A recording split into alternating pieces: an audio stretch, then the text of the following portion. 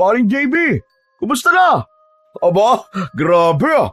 Ang laki na ng pinagbago mo. Dati patpatin ka. Ngayon ang laki na ng katawan mo ah. Sa bagay, marami nga palang gym sa Maynila ano. Dito kasi sa probinsya, lalaki ang katawan mo dahil sa bigat ng trabaho at sa mga gawain. Nako paring Choy, wala akong oras para mag-gym. Alam mo siguro kaya lumaki tong katawan ko dahil na rin sa bigat ng trabaho ko dun sa pabrika. Ano nga pala nangyari sa trabaho mo ron? Alam mo paring JB, para sa akin mas maganda pa rin ang buhay dito sa probinsya eh. Hindi man kagaya ng sahod sa Maynila, pero hindi malaki ang gastos dito. Hindi kagaya sa Maynila na ang tataas ng bilihin. Pambihira. O ito, nakita mo ba tong bahay ko to? Napatayo ko lang ito dahil sa pagtatrabaho ko kay Don Miguel sa gilingan niya ng palay. Wow, ayos ah. Asensado ka na pala pare. Masaya ako para sa'yo. Ako kasi, kahit na anong kayod hindi ako makapag-ipon eh. Siguro nga, tama ka na ang laki nga ng gastos sa Maynila. Kaya kahit anong laki ng sweldo mo, sa mga kailangan lang bayaran mapupunta.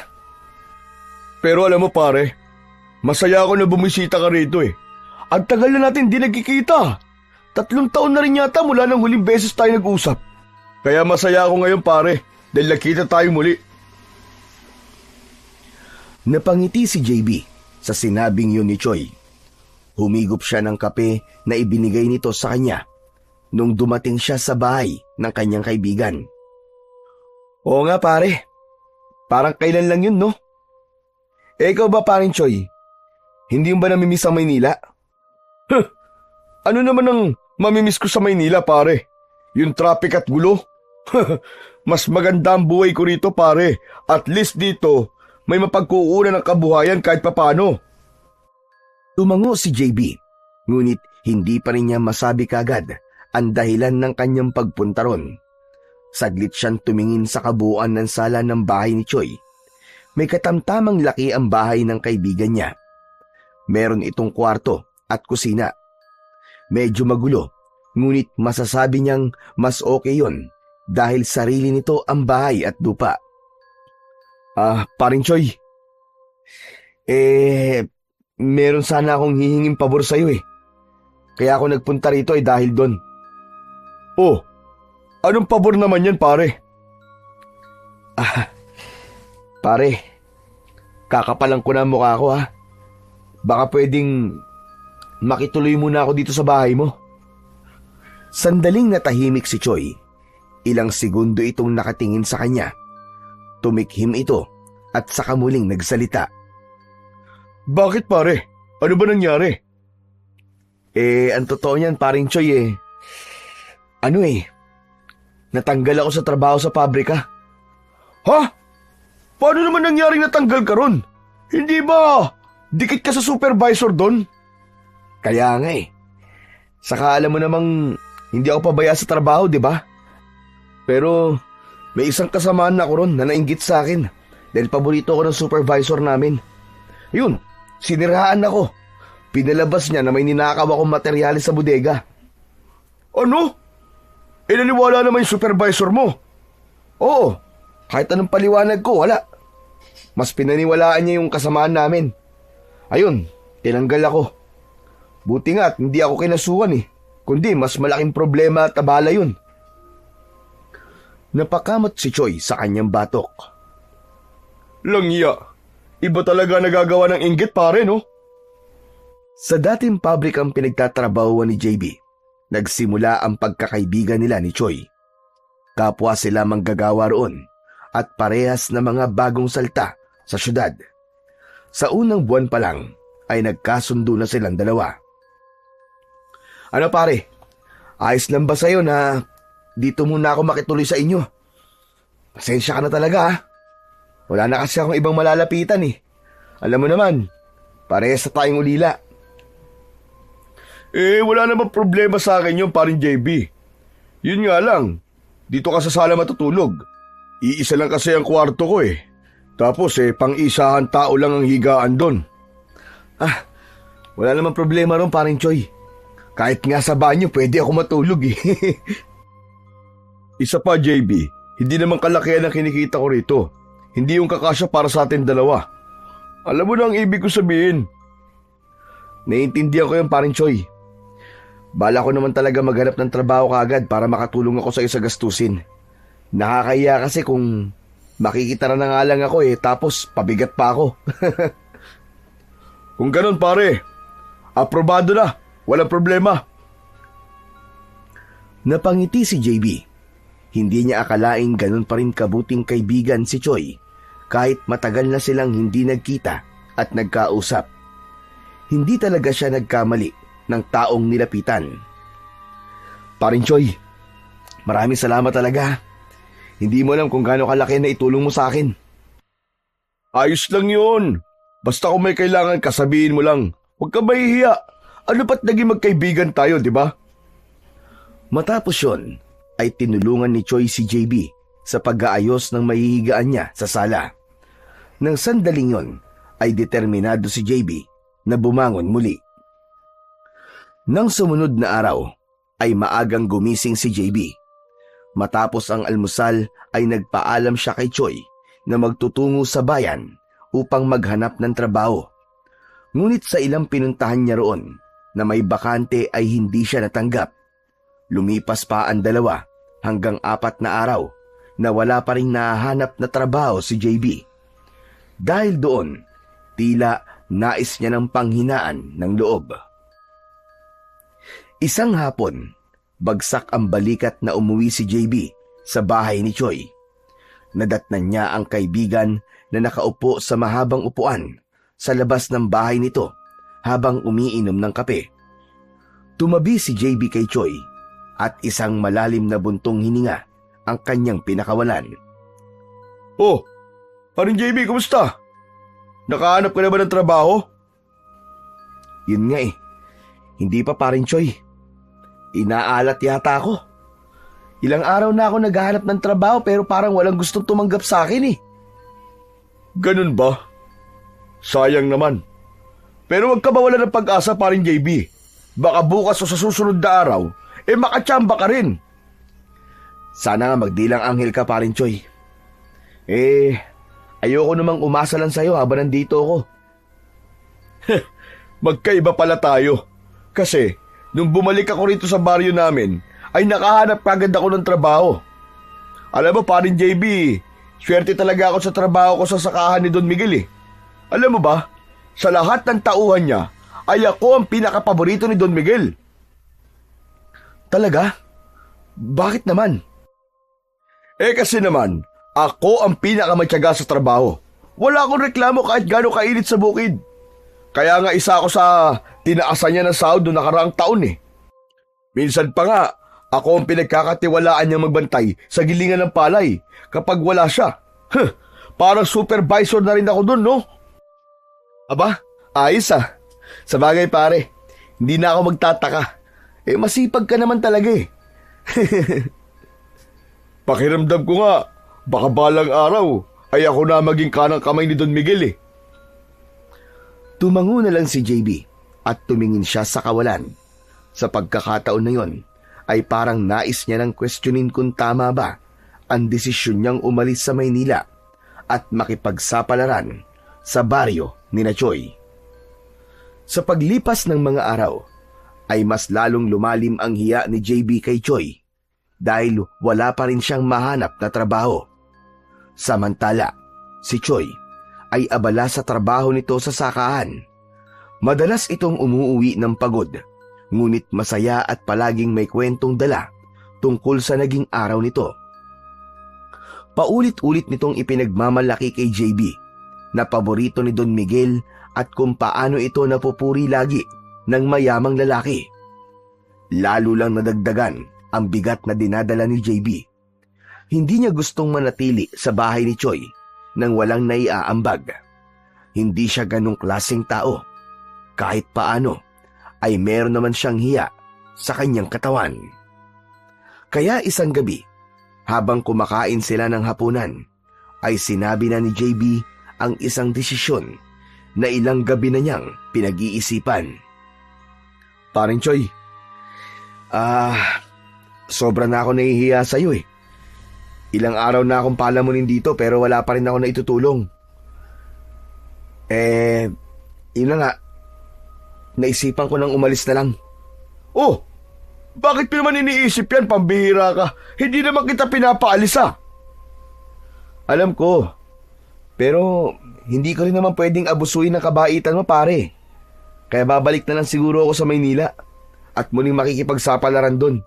May babalikan ka pa ba sa Maynila, pare?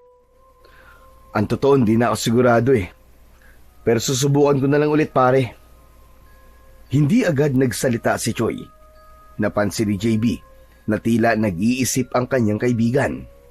Maya-maya pa ay inilapag ni Choi sa plato nito ang hawak nitong kutsara at tinidor, saka tumingin sa kanya ng matiim.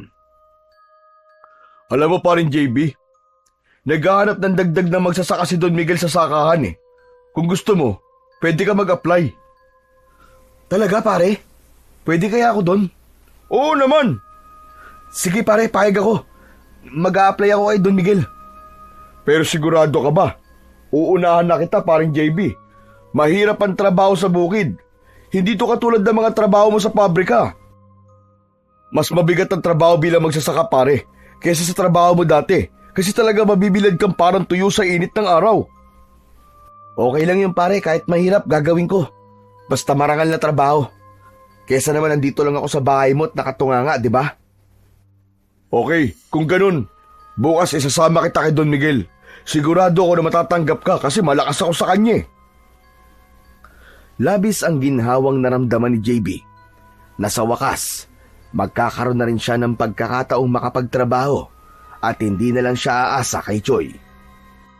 Parang Choi, maraming salamat Hulog ka talaga ng langit sa akin. Wala yun, ano ka ba naman? Basta, magpakatino ka na lang sa trabaho Huwag mo akong ipapahiya kay Don Miguel. Hindi mangyayari yon, pare. Pangako ko sa'yo. Bumalik ang sigla ni JB matapos ang pag-uusap nila na yon ni Choi. Kung kanina ay wala siyang ganang kumain, ay biglang naging mabilis ang kanyang pagsubo ng kanin at ulam. Sa labis na saya niya, kulang na lang ay yakapin at halikan niya si Choi ng sandaling yon. Kinabukasan ng umaga, matapos mag-almusal, ay naghanda na si JB sa pagsama kay Choi sa trabaho nito. Naligo siya at nagbihis ng damit na may mahabang manggas para kung sakali na matanggap siya sa trabaho at magsisimula na siya, ay nakahanda siya. Bago sila lumabas ng bahay, ay tinanong muna si JB ni Choi. Handa ka na ba na makilala si Don Miguel, pare? Handang-handa na ako, pare, kagabi pa. Medyo kinakabahan nga lang ako pero kaya naman, pare. Ikaw talaga. Pero huwag kang kabahan, pare. Hindi naman nangangain ng tao si Don Miguel Ngumiti si Choi at tumango bago sila tuluyang lumabas ng bahay. Maganda ang panahon ng umaga na yon. Presko ang hangin at hindi ganun kasakit sa balat ang init ng araw. Makalipas ang ilang minuto, ay narating na ni JB at Choi ang sakahan. Napakalawak ng taniman ng palay doon. Meron din doon mga panggiling ng palay at isang malaking warehouse kung saan iniimbak ang mga palay at bigas. Sandaling huminto ang dalawa, itinuro ni Choi kay JB ang isang lalaki na nasa tabi ng gilingan ng palay na tila nagmamando sa ilang kalalakihan na naroon. Paring JB, nakikita mo ba yun? Yun si Don Miguel. Tinignan ni JB ang lalaki. Nasa tansya niya ay nasa 50 taong gulang na. Meron yung katamtamang pangangatawan at taas. Nakasuot ito ng simpleng polo at kaki na pantalon. Habang palapit sila kay Don Miguel, ay nakaramdam ng kaba si JB. Alam niyang importante ang magiging impresyon niya kay Don Miguel. Kaya kahit kinakabahan, ay nilakasan niya ang kanyang loob. Pagdating nila sa harapan ni Don Miguel, ay kagad na bumati si Choi. Magandang araw po sa inyo, Don Miguel. Magandang umaga rin naman sa iyo, Choi. May kasama ka yata? Opo. Gusto ko po sanang ipakilala po sa inyo ang kaibigan ko, si JB. Magandang araw po sa inyo, Don Miguel. Tinitigan si JB ni Don Miguel na para bang sinusuri siya nito mula ulo hanggang paa. May kailangan ba kayo sa akin? Gusto po sana niyo magtrabaho sa sakahan niyo. Ay, ganun ba? Tamang-tama pala. Nangangailangan ako ng dagdag na magsasaka. Pero, may karanasan ka na ba sa pagsasaka, JB? Wala pa po. Pero handa naman po ako matuto ng lahat ng dapat kong malaman. Kung wala ka pang karanasan sa ganitong klase ng trabaho, ano ang nagtulak sa'yo para gustuin mo magtrabaho sa sakahan ko? Mangyaring Don Miguel, kailangan ko po talagang kumita ng pere. At alam ko pong marangal ang trabahong ito. Wala pong kaso sa akin kahit mahirap po ang pagiging magsasaka. Ang importante po sa akin ay ang marangal ang trabaho ko. At kasundo ko po ang lahat ng aking katrabaho. At siyempre, ang magiging amo ko. Bahagyang ngumiti si Don Miguel na waring natuwa sa sagot ni JB. Maraming bumibitiw sa ganitong trabaho dahil sa hirap. Sigurado ka bang kaya mo? Sigurado po ako, Don Miguel. Ako po ang klase ng tao na hindi agad sumusuko. Mabuti. Mas gusto ko ang taong pursigido kaysa sa taong may karanasan nga pero wala naman tiyaga. Nagustuhan ko mga sagot mo, JB. Choy, ikaw na ang bahalang magturo sa kanya ng kailangan niyang malaman at gawin. Ariglado po, Don Miguel. Maraming salamat po. Muling ibinalik ni Don Miguel ang tingin niya kay JB. Simula ngayon, isa ka na sa mga magsasaka ko. Maaari ka na magsimula kagad sa araw na ito. Talaga po? Maraming salamat po, Don Miguel. Huwag mo muna akong pasalamatan. Patunayan mo na tama ang desisyon ko. Natanggapin ka. Opo, Don Miguel. Gagawin ko po ang lahat na makakaya ko. Tumango si Don Miguel. Matapos yun, ay nagpaalam na ito at naglakad papunta sa loob ng warehouse. Hindi makapaniwala si JB na ganun kadali ang magiging interview sa kanya ni Don Miguel. Bahagya siyang napapitlag nang maramdaman ang pagtapik ni Choy sa kanyang balikat. Ayos ka rin ah. Mukhang nagustuhan ka ni Don Miguel. Kaya nga eh. Salamat parin Choy ah. Kung hindi dahil sa'yo pare, malamang hanggang ngayon wala pa rin akong trabaho. Sus! Malit na bagay pare. Huwag na natin palakihin. Oh, ano pang iniintay mo? Tara na! At simulan na natin ang unang araw mo bilang isang magsasaka. Ngumiti si JB at sumunod kagad siya sa kaibigan niyang si Choy. Alam niyang mahihirapan siya sa simula, pero handa siyang patunayan kay Don Miguel at Choy na kayang-kaya niya ang trabahong ipinagkatiwala sa kanya. Matapos yun, ay agad na sinamahan ni Choy si JB sa palayan upang ipakita ang mga dapat niyang gawin. Mainit ang araw, pero hindi niya inalintana ang sikat ng araw sa kanyang balat. Mas pinili niyang mag-focus sa bawat itinuturo ng kaibigan niya. Okay, ganito. Ang una mong dapat matutunan ay ang tamang paraan ng pagtatanim. Dapat pantay ang distansya ng mga lupa para hindi magsiksikan at tumubo sila ng maayos. Maingat na pinanood ni JB ang kilos ni Choy bago niya yon ginaya. Sa unang subok niya ay hindi pantay ang kanyang pagkakatanim, kaya napailing si Choy at muling ipinakita kung paano yon ginagawa ng tama. Pambihira, dapat kasi ganito. Hindi bara-bara. Huwag ka muna magmadali, lalo na't hindi ka pasanay. Ang hirap naman pala nito, paring Choy. Akala ko madali lang. Wala namang madali sa trabahong bukid eh. Pero kapag nasanay ka na, ay sisiw na to para sa'yo. Sunod nilang ginawa ay ang pagbubungkal ng lupa gamit ang araro. Pinagmasdan ni JB kung paano hinawakan ni Choy ang lubid at kung paano nito ginagabayan ang kalabaw. Matapos ang ilang pagpapaliwanag, ay ipinasa ni Choy sa kanya ang lubid. Napalunok si JB pero agad niyang hinawakan ang lubid at sinubukang gabayan ang kalabaw. Pero hindi pa siya sanay kaya imbis na lumakad ng maayos ang kalabaw, ay lumiko ito sa maling direksyon. Paring JB, baka daling ka niya sa kabilang baryo, lagot ka! Teka lang pare! Teka lang, natataranta ako! Ano ka ba? Dapat kalmado ka lang. Kung kinakabahan ka, mararamdaman niya ng kalabaw at hindi ka susundin. Tandaan mo, ikaw ang amo ng kalabaw, kaya siya dapat ang susunod sa'yo at hindi ikaw ang mapapasunod niya. Sinubukan ulit ni JB at sa pagkakataong yun ay mas naging maayos ang kilos ng kalabaw.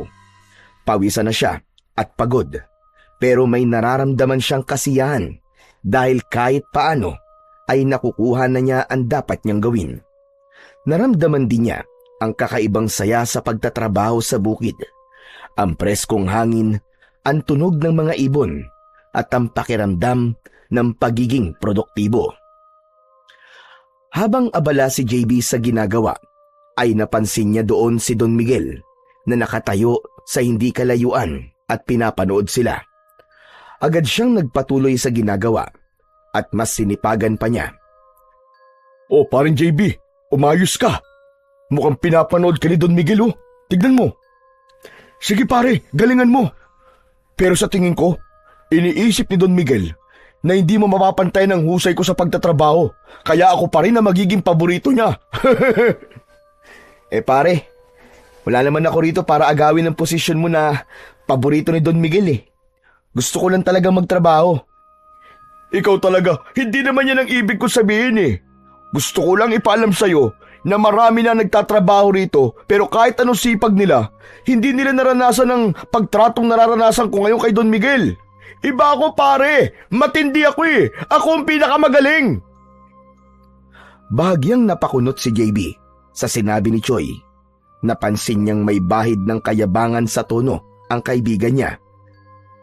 Hindi lang yun simpleng pagyayabang, pero parang ipinagmamalaki talaga ni Choi na espesyal ito sa mata ni Don Miguel.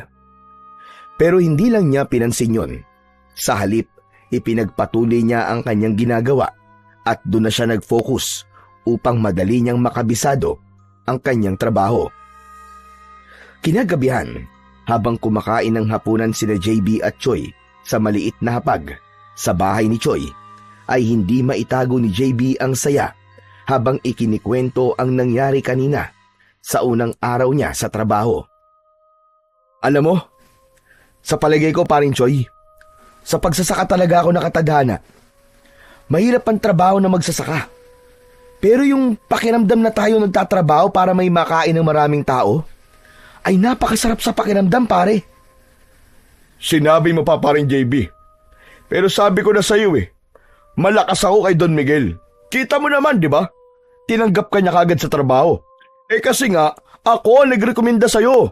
Aba, kung ibang tao yun, naku po, baka pinaghantay ka pa o hindi ka nalang tinanggap. Napangiti si JB habang ngumunguya ng pagkain. Alam niyang may bahid talaga ng pagyayabang ang tono ng kaibigan, pero sa halip na mainis, ay mas pinili niyang pasalamatan ito. Oo nga paring Choi, kung hindi dahil sa'yo baka hanggang ngayon wala pa rin akong trabaho. Salamat talaga pre ah. Aba, natural lang yun. Kapag kaibigan mo ko, siguradong madadamay ka sa biyayang matatanggap ko. Tumawa lang si JB at nagpatuloy sa pagkain. Alam niyang mayabang talaga si Choi, pero hindi naman niya maitatanggi na malaki talaga ang naitulong nito sa kanya. Sa mga sumunod na araw, ay unti-unting nasanay si JB sa buhay sa bukid.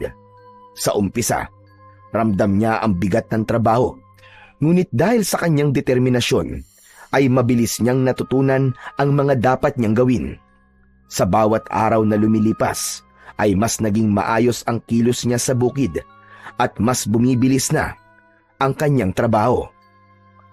Isang umaga, maagang nagtungo si JB sa sakahan para magtrabaho katulad ng kanyang nakasanayan sa mga nagdaang araw. Habang nagwawalis ng mga natirang ipa ng palay, ay natanaw niya ang ilang trabahador na nagkukumpulan malapit sa gilingan ng palay. May kakaibang ingay siyang narinig na parang may kung anong problema sa gilingan ng palay. Nasa tabi ni JB ang kanyang paring Choi na abala sa pagsasalansan ng mga sako ng palay. Ano kayang nangyayari doon? Walang sinagot si Choi at diretso na itong lumapit sa grupo ng mga trabahador. Napansin ni JB na naroroon si Don Miguel. Nakakunot ang noo nito at tila problemado. Sa pagkakataong yon ay hindi na napigilan pa ni JB ang sarili at sumunod siya kay Choi para alamin ang nangyayari. Paglapit niya ay narinig niya ang usapan nina Don Miguel at Choi. Choi, ano bang gagawin natin dito? Nasira ang isang gilingan. Hindi na gumagana ng maayos. Tinignan ni Choi ang makina at pinakiramdaman ang tunog nito saka tumango. Ang pinakamainam po ay ipaayos po kagad natin yan, Don Miguel. Mas mabuti nang gumastos ka ngayon kaysa lumala pa po ang sira at mas lumaki pa ang gastos. Napansin ni JB ang makina at lumapit pa siya roon ng konti. Mula sa itsura nun ay naisip niyang baka kaya niyang ayusin ang sira. Baka naman pwede ko pong silipin muna. Lumingon si Choi kay JB at bakas sa mukha nito ang pag-aalinlangan. Aba, teka pare, baka mamaya ay mas lumala pa ang sira niyan kapag ginalaw mo. Mahal ang pyesa niyan, parang JB. Hindi mo naman linya ang ganyan, di ba? Pero hindi pinansin ni JB ang sinabi ng kaibigan niyang si Choi. Yumuko siya sa makina at maingat na inspeksyon ang bawat bahagi nun. Napansin niya kagad ang problema. Isang tornilyo ang maluwag at may bara sa loob na nagpapatigil sa tamang pag-ikot ng makina. Mukhang kaya ko pong ayusin to, Don Miguel. Pero kailangan ko po ng ilang gamit sa pag-aayos. Nang tingnan ni JB si Choi, ay napansin niya ang pagdududa sa paraan ng pagtingin nito sa kanya. Ngunit dahil alam niya na kaya niyang ayusin yon, ay mas naniwala siya sa kanyang sarili. Agad namang nag-utos si Don Miguel sa isang tauhan nito na ikuha si JB ng tools. Pagkaraan ng ilang minuto ay bumalik ang tauhan, dala ang mga kakailanganin ni JB. Agad na sinimulan ni JB na ayusin ang makina ng gilingan ng palay. Lahat ay nakatingin sa kanya, kaya medyo nakaramdam siya ng kaba. Maingat niyang hinigpitan ang maluwag na tornilyo at tinanggal ang bara. Matapos ang halos 20 minuto, ay sinubukan niyang paandarin muli ang makina. Nagkaroon ng ilang saglit na katahimikan bago tuluyang gumana ng maayos ang gilingan. Nagpalakpakan ang mga trabahador na naroon at pinuri pa ng ilan si JB. Napangiti si Don Miguel at tumangutango na halatang natuwa sa nangyari. Tinapik pa nito sa balikat si JB. Napakahusay, JB. Ilang minuto lang, naayos mo na kaagad.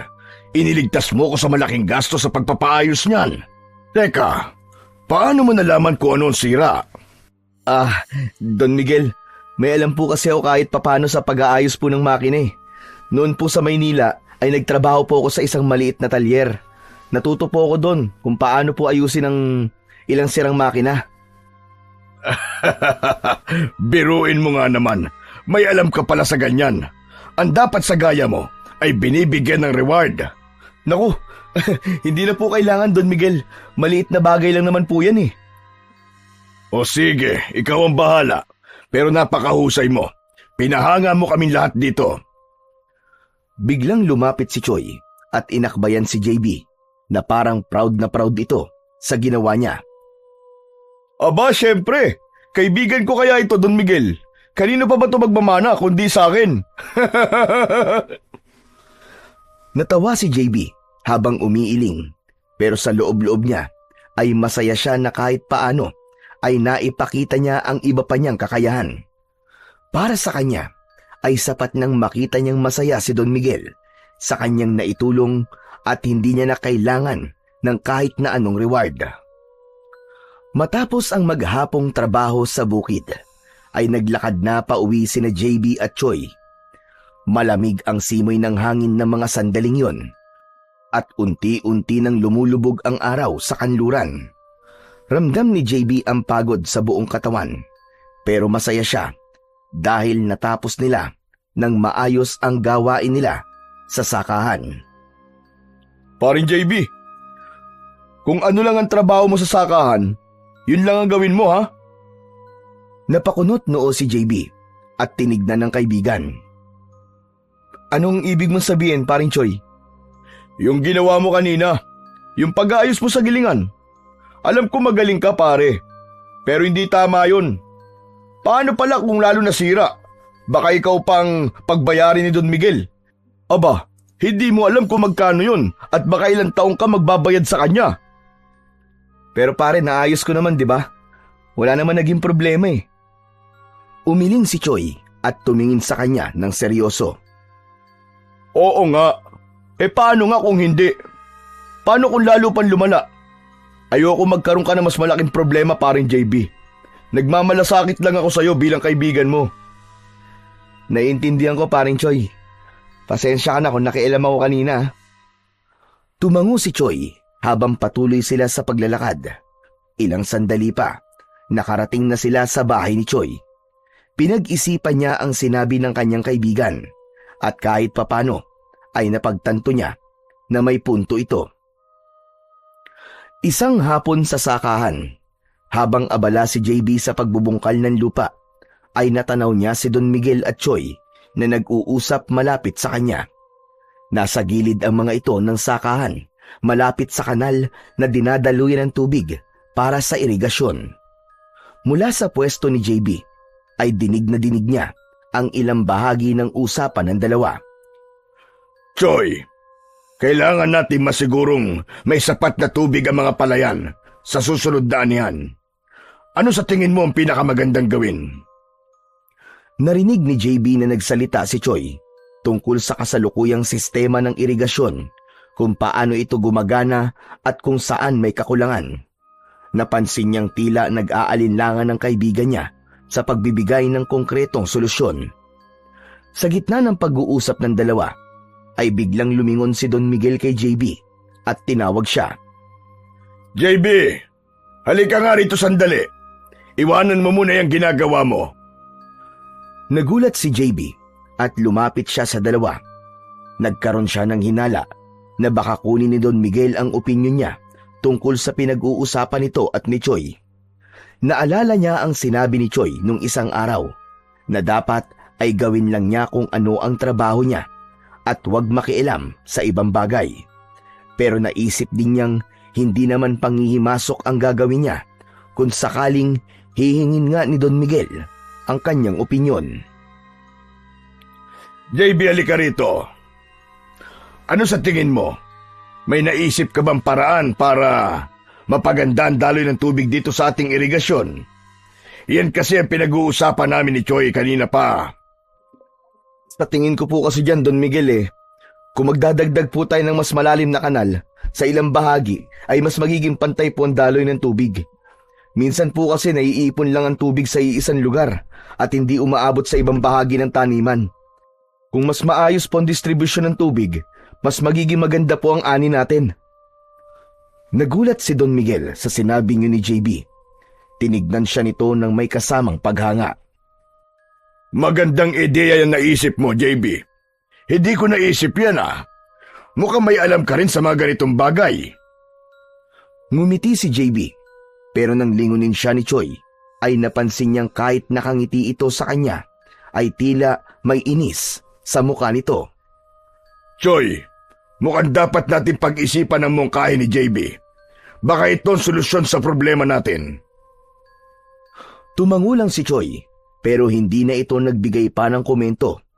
Habang bumabalik si JB sa kanyang ginagawa, ay hindi niya maiwasang kabahan dahil pakiramdam niya ay hindi nagustuhan ng kaibigan niya ang pagsagot niya sa tanong ni Don Miguel.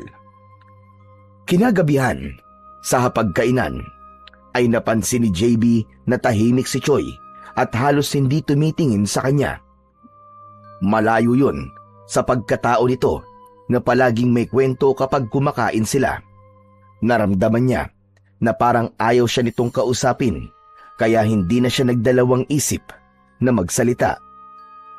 Paring Choi, galit ka ba sa akin? Kanina ka pa hindi nagsasalita mula nang umuwi tayo eh. Hindi ako galit sa'yo. Pagod lang ako. Nakita mo naman kung gaano karami ang ginawa ko kanina sa sakahan, di ba? Saka ano naman ang magiging dahilan ko para magalit ako sa'yo? Baka kasi galit ka sa akin dahil sinagot ko yung tanong kanina ni Don Miguel tungkol sa irigasyon. Hindi ba sabi mo sa akin huwag akong makialam sa mga bagay na hindi naman sakop ng trabaho ko? Humihingi lang ako ng pasensya dahil doon. Hindi ko kasi napigilan na hindi sagutin yung tanong ni Don Miguel. Biglang tumawa si Choi ng malakas na ikinagulat naman ni JB. Hindi ako galit sa'yo, parin JB. Aba, ang babaw ko naman kung magagalit ako sa'yo ng dahilan doon. Pambira tong taong to, oo. Ang totoo nga niyan, masaya ako na natutuwa si Don Miguel sa'yo. Ibig sabihin, ay hindi ako nagkamali na inirekomenda kita sa kanya na magtrabaho sa sakahan niya. Mabuti naman kung ganun, pare. Ayoko rin naman na magkaroon tayo ng away o hindi pagkakaintindihan ng dahil lamang sa trabaho. Huwag kang mag-alala, parin JB. Ang inggitero ko naman kung magagalit ako sa'yo dahil natutuwa sa'yo ang boss natin. Basta, ipagpatuloy mo lang ang ginagawa mo maganda sa trabaho. Hindi na iwasan ni JB na mapangiti sa sinabing yun ng kanyang kaibigan. Kahit paano ay gumaan na rin ang pakiramdam niya at inisip na lang niya na pagod talaga si Choi kaya wala itong imik sa kanya. Habang tumatagal ay napansin ni JB na madalas na sa kanya nagtatanong si Don Miguel tungkol sa mahalagang bagay sa sakahan, mula sa pagtatanim hanggang sa mga epektibong sistema ng irigasyon. Ramdam niya na mas pinapahalaga na nito ang kanyang opinyon. Hindi lamang yun, dahil maging ang problema sa warehouse kung saan dumadami ang mga daga ay pinaalam din sa kanya ni Don Miguel na nabigyan din niya ng magandang solusyon. Isang hapon, ipinatawag si JB ni Don Miguel sa opisina nito. Nang naroon na siya, ay agad nitong ipinaalam ang dahilan kung bakit siya nito nais makausap. Alam mo, JB, matagal na ako naghahanap ng tao mapagkakatiwalaan pagdating sa lahat ng mga bagay, lalo na sa sakahan. Sa ilang linggo mong pagtatrabaho rito, ay nakita ko ang talino at galing mo sa iba't ibang aspeto ng sakahan. Dahil dyan, gusto kong i-offer sa iyo ang isang posisyon na mas akma sa kakayahan mo. Gusto kitang kuning personal assistant at advisor. Nanlaki ang mata ni JB. Hindi niya inasahan ang alok na yon mula kay Don Miguel, kaya hindi siya kagad nakapagsalita. JB, bihira lang ako magtiwala sa isang tao. Pero ikaw, nakikita ko ang potensyal mo. Alam kong malayo ang mararating mo. Kaya sana, tanggapin mo ang offer ko sa'yo. Hindi muna nagsalita si JB at nag-isip siya ng malalim. Malaking oportunidad yon para sa kanya. Alam niyang kapag mas mataas ang posisyon, ay mas malaki rin ang sahod. Pero sa isang banda, ay bigla niyang naisip ang kaibigan niyang si Choi at kung ano ang mararamdaman nito kapag tinanggap niya ang trabahong inaalok ni Don Miguel. Huminga ng malalim si JB bago nagsalita. Don Miguel, malaking bagay po ang inaalok niyo sa akin. Pero okay lang po ba kung pag-iisipan ko po muna? Naiintindihan ko. Pero sana, huwag mong sayangin ang oportunidad na ito. Pag-isipan mong mabuti, JB. Tumango si JB at nagpaalam na kay Don Miguel. Habang naglalakad siya palabas ng opisina na yon, ay naramdaman niya ang mga magiging epekto ng magiging desisyon niya. Pero ano't anuman, ay nais pa rin niyang pangalagaan ang pagkakaibigan nila ni Choi.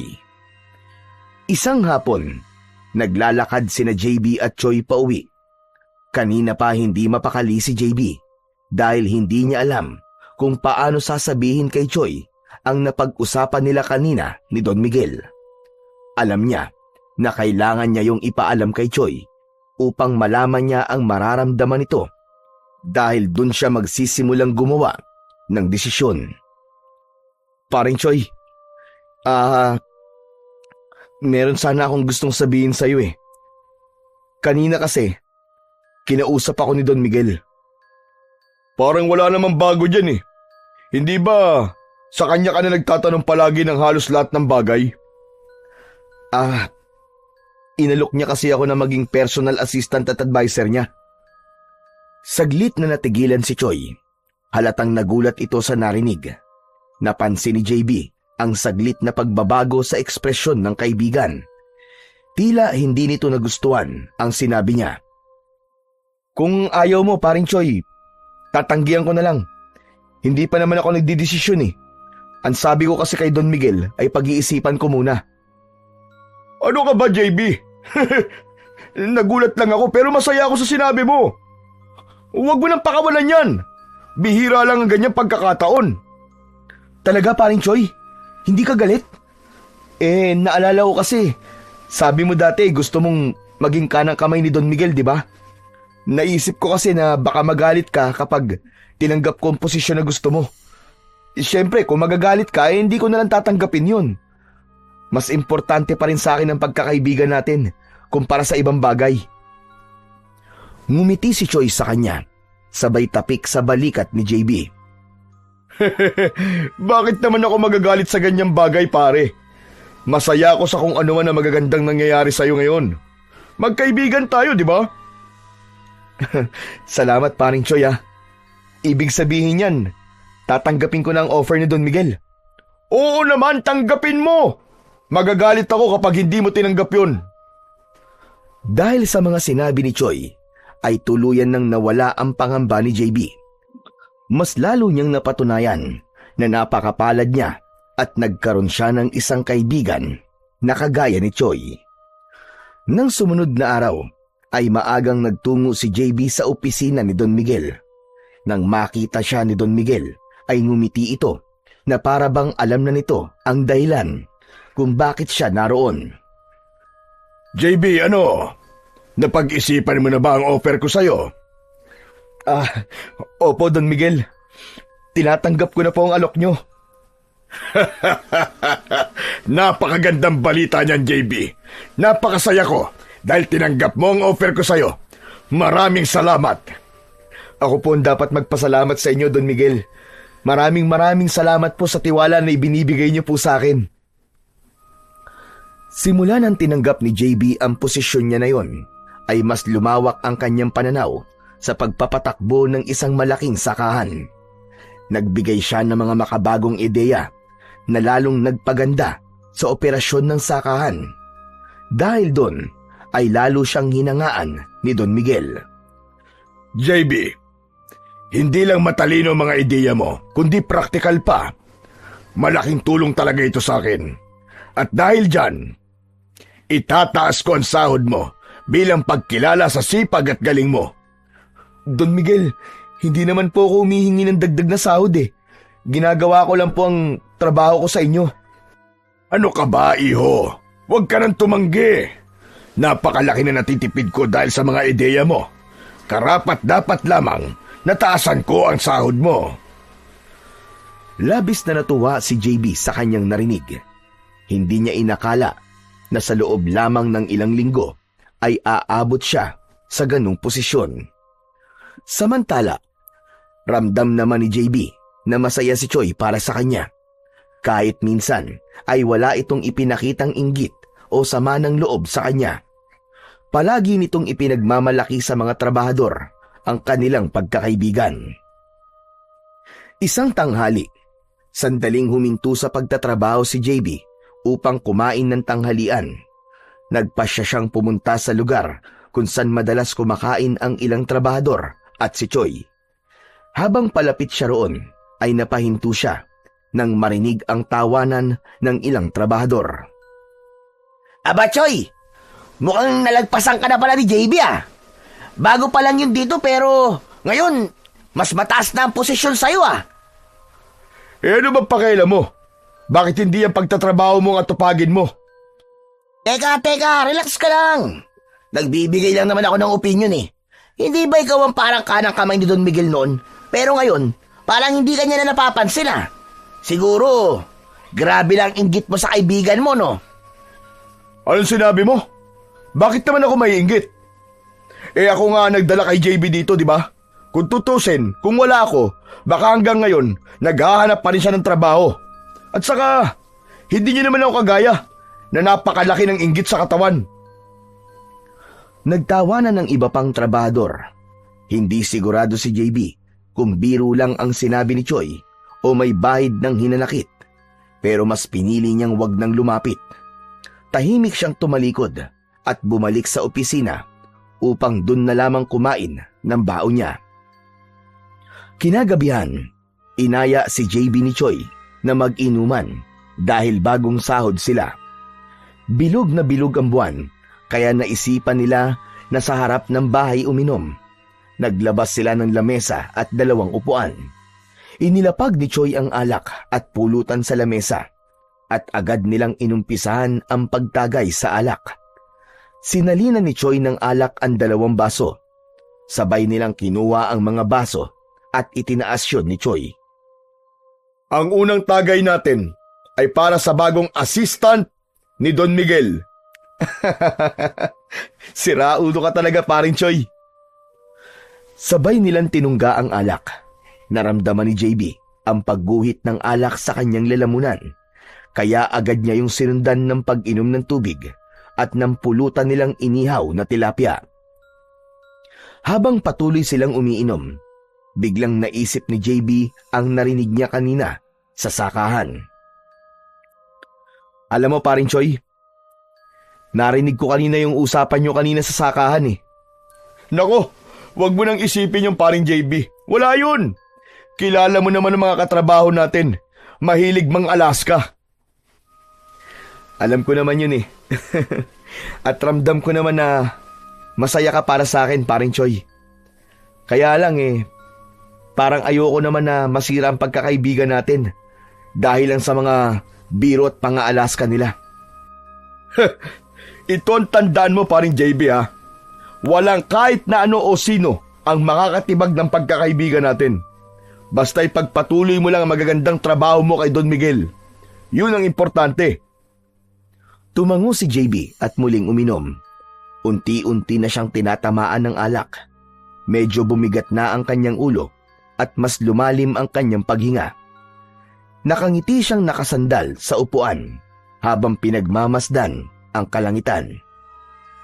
Paring Choi, ang ganda ng buwan ngayon, oh.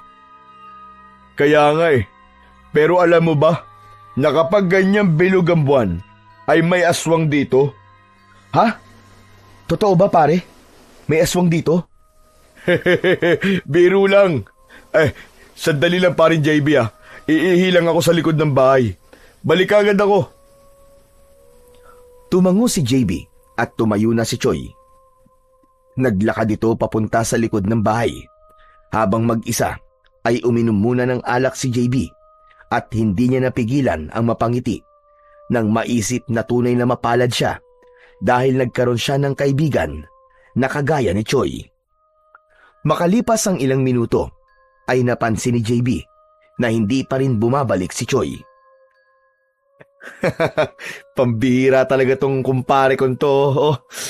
Hay nako, mukhang nakatulog na yata sa likod ah. Hindi alam ni JB, ngunit bigla siyang kinabahan sa dahilan na hindi niya alam. Kakaiba ang katahimikan ng gabi. Nang dumaan sa kanya ang malamig na hangin, ay nagtaasan ang balahibo sa braso niya. Hindi na siya nagdalawang isip at sinundan na niya si Choi sa likod ng bahay. Pero pagdating doon ay napakunot ang noo niya sapagkat wala ron ang kanyang kaibigan. Luminga si JB sa paligid sa pag-asang makikita ang kaibigan niyang si Choi, pero bigo siya.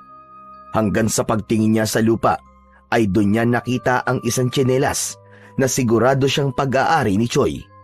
Napalunok siya at nagsimula siyang makaramdam ng kaba. Kay paring Choi to ah. Choi? Pare, nasan ka? Choi? Walang sumagot sa pagtawag na yon ni JB. Ilang beses pa niyang tinawag si Choi, ngunit tanging ang katahimikan ng gabi ang sumagot sa kanya. Muli niyang iginala ang paningin sa paligid, pero wala pa rin siyang nakitang kahit na anong senyalis ni Choi, maliban sa naiwan itong tsinelas. Maya-maya pa ay napapitlag si JB nang makarinig siya ng mahinang kaluskos sa mataas na talahib sa likod ng bahay ni Choi. Sa sobrang taas ng talahib doon ay hindi na makikita ang isang tao kapag pumasok doon. Habang nakatingin sa taliban si JB, ay napansin niya na merong gumagalaw doon. Kahit may posibilidad na meron dong ahas, ay pinasok pa rin niya ang talahiban sa pag-aakala na naroon ang kanyang kaibigan. Choi? Paring Choi? Ikaw ba yan? Pare, huwag ka naman magbiro ng ganyan, pare. Hindi na nakakatuwa. Wala pa rin nakuwang sagot si JB. Habang naglalakad siya sa talayban, ay palakas ng palakas ang kaluskos. Marahan at maingat ang bawat takbang niya. Gamit ang mga kamay, ay hinahawi niya ang matataas na talahib sa kanyang nadadaanan. Kahit may takot siya sa kanyang dibdib, ay pinilit ni JB na lakasan ang kanyang loob dahil nais niyang makasiguro na ligtas ang kaibigan niyang si Choi at walang masamang nangyari dito. Dahan-dahan niyang itinulak ang ilang tangkay ng talahib at sumilip sa loob. Paring Choi? Paring Choi, kung nandiyan ka, lumabas ka na. Huwag mo naman akong tinatakot ng ganito. Pakiramdam ni JB ng sandaling yon ay may kung anong nagmamasid sa kanya mula sa isang parte ng talahiban. Hanggang sa paghawi niya ng talahib ay nagulantang siya ng isang nakakatakot na nilalang ang biglang sumunggab sa kanya. Natumba siya at pumaibabaw ang nilalang na yon sa ibabaw niya. Ang nilalang ay may nanlilisik na mga matang namumula. Mangitim-ngitim ang mukha nun at merong matutulis na mga ngipin. Nanlaki ang mga mata ni JB nang maramdaman niya ang matatalas na ngipin ng nilalang na yon na bumaon sa kanyang balikat. Mas lalong lumakas ang sigaw niya nang halos umabot na sa buto niya ang mga ngipin nito. Sa gitna ng matinding sakit at pagkataranta, ay naging alerto pa rin ang isip ni JB. Ubod lakas niyang sinuntok ang tagiliran ng halimaw. Narinig niya ang isang malalim na ungol mula rito bago nito inalis ang pagkakakagat sa kanya. Malakas niya itong itinulak at nang makawala siya, ay agad siyang tumakbo. Hindi na niya ininda ang paghiwa ng matalim na talahib sa kanyang balat. Sandaling lumingon si JB at nang makita niya na nakasunod sa kanya ang nilalang, ay hindi niya napigilan ang mapamura. Hindi na inisip ni JB kung saan siya pupunta dahil ang tanging nasa isip niya ng mga sandaling yon ay ang makalayo siya sa nilalang na yon. Pagkalabas niya mula sa makapal na damuhan ay nanlumo siya dahil hindi ang bahay ni Choi ang bumungad sa kanya, kundi isang makipot na daan na hindi niya alam kung saan patungo. Mas madilim doon at sa magkabila ang gilid ng daan ay puro mga nagtataas ang mga puno. Wala rin siyang nakikitang kabahayan kaya wala siyang mapaghihingaan ng tulong. Babalik na sana si JB sa talahiban pero nakita niya na gumagalaw ang talahiban at sigurado siya na yun ang nilalang na palapit sa kanya. Dahil wala nang mapupuntahan, ay mas pinili na lang ni JB na tumakbo sa makipot na daan kahit wala siyang ideya kung saan yon papunta. Makalipas ang ilang minutong pagtakbo, ay dinala si JB ng daan na yon sa isang kagubatan. Mas matataas sa mga puno roon at may makakapal na halaman sa paligid. Patuloy pa rin sa pagtakbo habang iniisip kung ano ang nilalang na umatake sa kanya. Hanggang sa naalala niya ang sinabi sa kanya ni Choi tungkol sa aswang sa baryo na yon tuwing bilog ang buwan. Ibig sabihin, aswang ang umatake sa akin? Si paring Choi, hindi kaya inatake din siya ng aswang na yon kaya siya nawala? Diyos ko, Huwag niyo pong hayaan na may mangyaring masama sa kaibigan ko. Nang maisip ni JB ang bagay na yon, ay hindi na lang siya sa sarili niya nag-alala, kundi pati na rin sa kaibigan niyang si Choi. Nagpatuloy si JB sa pagtakbo sa masukal na kagubatan. Sa kabila ng malamig na hangin na humahampas sa kanyang muka, ay pawis na pawis pa rin siya. Ilang beses na siyang nadapa sa mga nakausling ugat ng mga puno, pero patuloy pa rin siyang bumabangon. Isang mabilis na paglingon ang ginawa niya at muli siyang napamura sapagkat nakasunod pa rin sa kanya ang aswang. Hindi lang yun tumatakbo, kundi nagpapalipat-lipat din yun ng sanga ng mga puno na parabang isa yung unggoy. Alam ni JB na kapag tumagal siya sa pagtakbo ay mapapagod na siya at malaki ang posibilidad na maabutan siya ng aswang. Sinubukan niyang iligaw ang aswang. Nagtago siya sa likod ng mga puno at lumusot sa makakapal na halaman. Hindi siya huminto sa pagtakbo hanggang sa hindi niya napansin ang pababang daan sa kanyang unahan. Pagtapak niya roon ay hindi niya naramdaman ang lupa at bigla siyang natumba at nagpagulong-gulong siya papunta sa ibaba. Impit na napasigaw si JB nang maramdaman niyang tumama ang noo niya sa katawan ng nakatumbang puno. Aray ko! Ano bang kamalasan ang nangyari sa akin sa gabing ito? Kahit nanlalabo ang paningin dahil sa sugat sa noo, ay pilit pa rin tumayo si JB. Nang tumingala siya sa kalangitan, ay napanganga siya sapagkat napakaraming bulalakaw ang gumuguhit sa kalangitan. Hindi na niya mabilang ang bulalakaw na kanyang nakita sa loob lamang ng ilang segundo. Pakiramdam niya ay nakalimutan niya ng sandali na nasa gitna siya ng malaking panganib na maaaring maging mitya ng buhay niya. Hanggang sa nagliwanag ang paligid, nanlaki ang mga mata ni JB nang makita niya ang papalapit na bola ng liwanag sa kanyang kinatatayuan. Nang mapagtanto niya na isa yung bulalakaw, ay agad siyang umalis sa kanyang kinatatayuan. Nawalan siya ng balanse at kasabay ng pagtumba niya ay ang pagbagsak ng bulalakaw malapit sa kanya. Sumabog ang bulalakaw at isang malaking piraso nun ang lumipad at direktang tumama sa ulo niya. Sa bilis ng pangyayari ay hindi na nagawang umiwas ni JB. Matapos yun ay nagdilim ang paningin niya at nawalan siya ng ulirat. Sa muling pagbabalik ng malay ni JB ay sumalubong sa kanya ang matinding sikat ng araw. Napapikit siya ulit at ikinurap-kurap ang kanyang mga mata hanggang sa nasanay na siya sa liwanag. Matapos yun ay unti-unti na siyang bumangon. Inasahan niya na masakit ang buo niyang katawan dahil sa mga nangyari kagabi, ngunit labis ang pagtataka niya nang wala siyang naramdaman na kahit na anong sakit. Kahit ang mga sugat niya ay nawala na rin. Kinapa niya ang balikat niya kung saan siya kinagat ng aswang at maging ang sugat niya ay wala na rin. Imposible! Ano to nangyari? Paano nawala mga sugat ko? Panaginip ba ang lahat ng yon? Sandaling natigilan si JB nang maramdaman niya na mayroong bagay siyang hawak sa kanang kamay niya.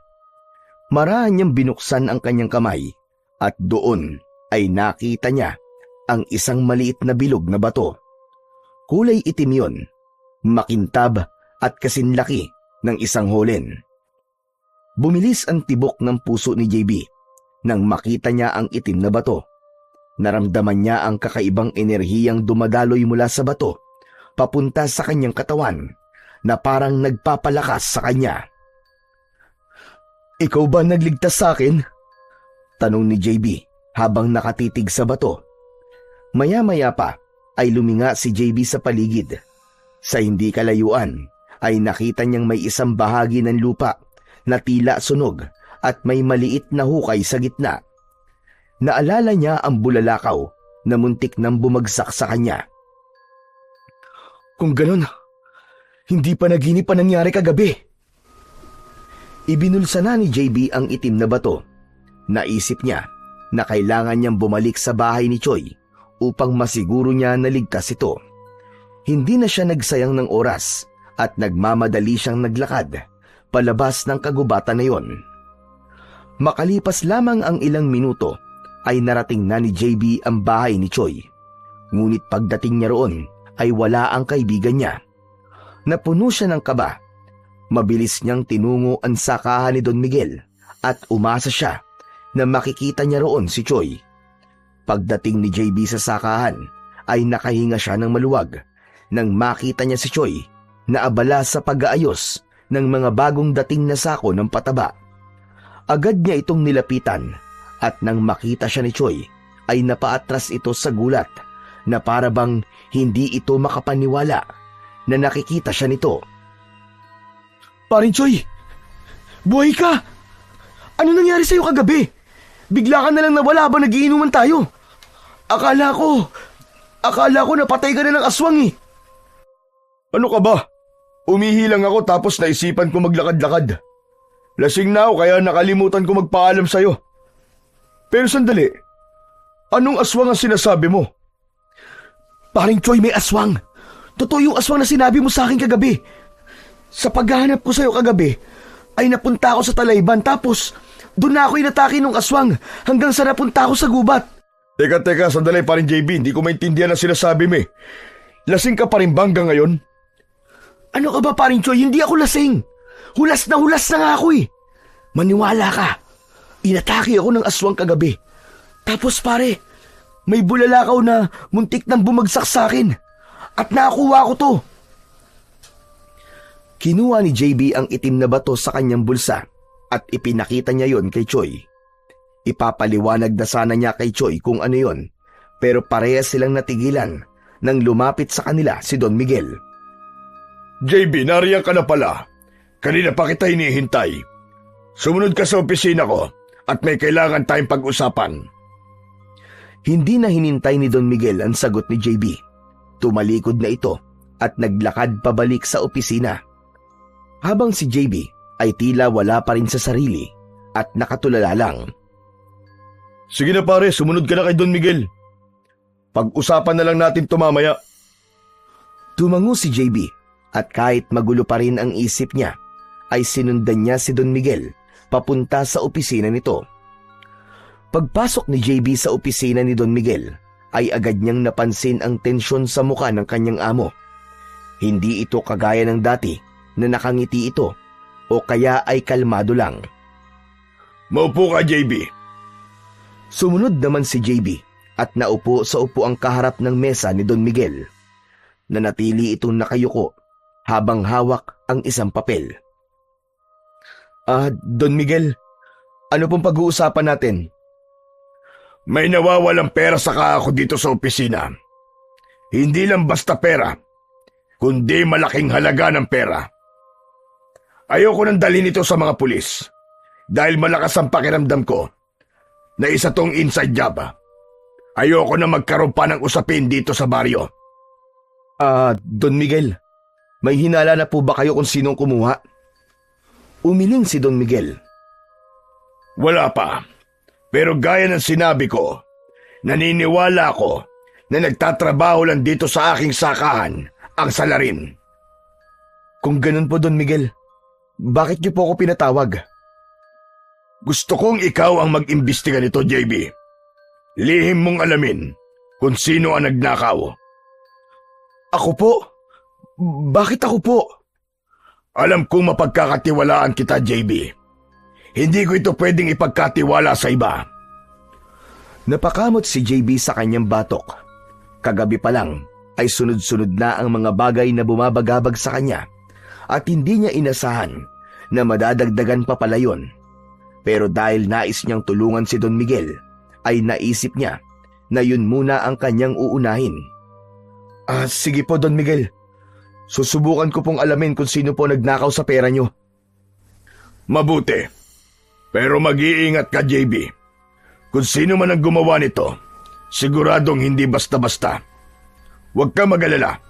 Ako na ang bahala sa iyo kapag nalaman mo kung sino ang magnanakaw.